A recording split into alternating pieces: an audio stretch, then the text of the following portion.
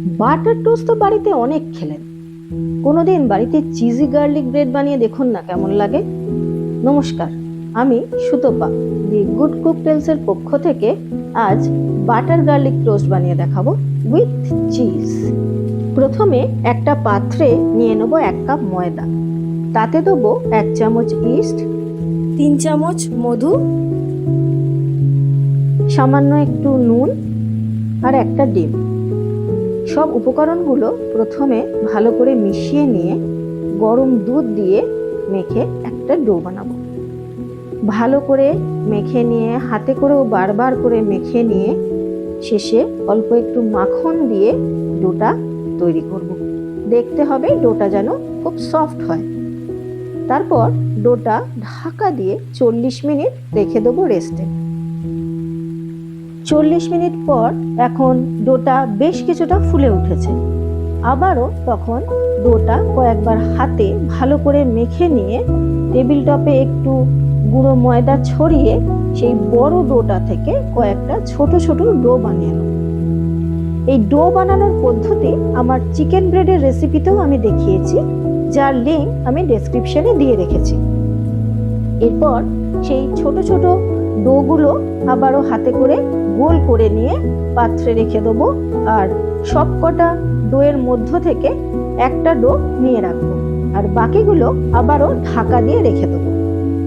এরপর একটা ডো নিয়ে হাতের আঙুলের সাহায্যে গোল করে করে একটা বড় গোলাকার শেপ দেবো, আর তার ভিতর যেমন আমরা কচুরিতে পুর ভরি না, সেইভাবে কিছুটা গ্রেটেড চিজ ভরে চারপাশ থেকে মুড়ে নেব।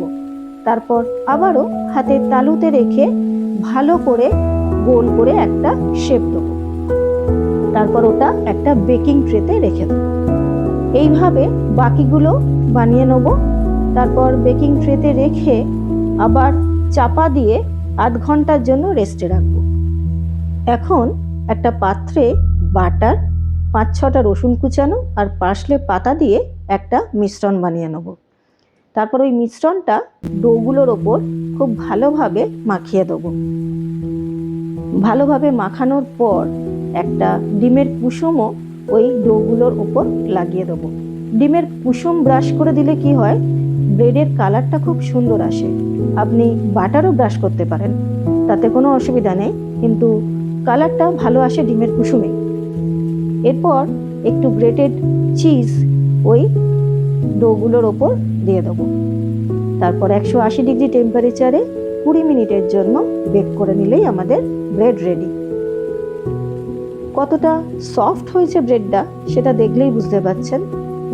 ব্রেডটা যেমন সফট হয় তেমন হয় চিজি, আর বাচ্চা বড় সবারই খুব পছন্দের হয়। আমার এই রেসিপিটি যদি ভালো লাগে তবে লাইক, শেয়ার আর সাবস্ক্রাইব করতে ভুলবেন না। দি গুড কুক টেলস খুব শীঘ্রই আবার নতুন কিছু রেসিপি নিয়ে আপনাদের সামনে হাজির হবে। ততক্ষণ ভালো থাকবেন, সুস্থ থাকবেন।